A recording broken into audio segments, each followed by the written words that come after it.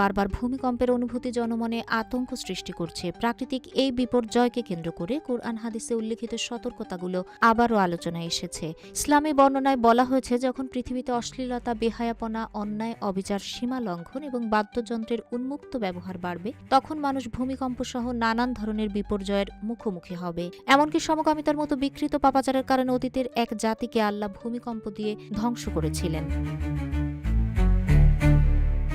Cube হোল্ডিংসের গল্পে সেই রেখাটি আঁকা হয়েছিল আজ থেকে 1 যুগ আগে।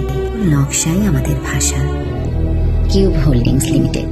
পবিত্র কোরআনে বর্ণিত হয়েছে, আল্লাহ তাআলা বলেন, আমি লূত আলাইহিসসালামকে প্রেরণ করেছিলাম। তিনি তার সম্প্রদায়কে বললেন, তোমরা এমন চরম অশ্লীলতা ও নির্লজ্জতার কাজ করছো যা তোমাদের পূর্বে সারা পৃথিবীতে কেউ কখনো করেনি। তোমরা কাম প্রবৃত্তি পূরণের জন্য নারীদের ছেড়ে পুরুষদের নিকট গমন করছো। নিশ্চয়ই তোমরা সীমা লঙ্ঘনকারী জাতি।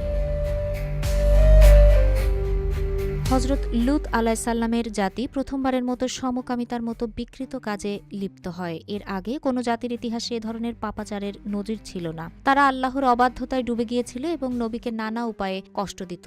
লূত আলাইহিসসালাম তাদের বারবার সতর্ক করেছিলেন, পাপ থেকে ফিরে আসার আহ্বান জানিয়েছিলেন, কিন্তু তারা নবীর কথা শোনেননি, বরং তার বিরোধিতা করেছে। এমনকি লূত আলাইহিসসালামের স্ত্রীও তার এ পাপাচারে সহযোগিতা করেছে।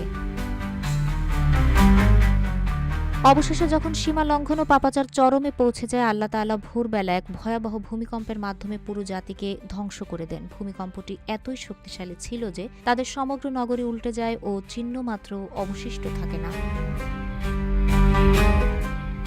বর্তমানে দেশের নৈতিক মূল্যবোধের অবক্ষয় হচ্ছে। মানুষ অনেকেই আল্লাহর সীমা লঙ্ঘন করে ব্যভিচারে জড়িয়ে পড়ছে। কোরআন হাদিসে বলা হয়েছে, যখন সমাজে পাপ, অন্যায়, অবিচার ও অশ্লীলতা ছড়িয়ে পড়ে, তখন আল্লাহ মানুষের প্রতি সতর্ক বার্তা হিসেবে বিভিন্ন বিপর্যয় পাঠান।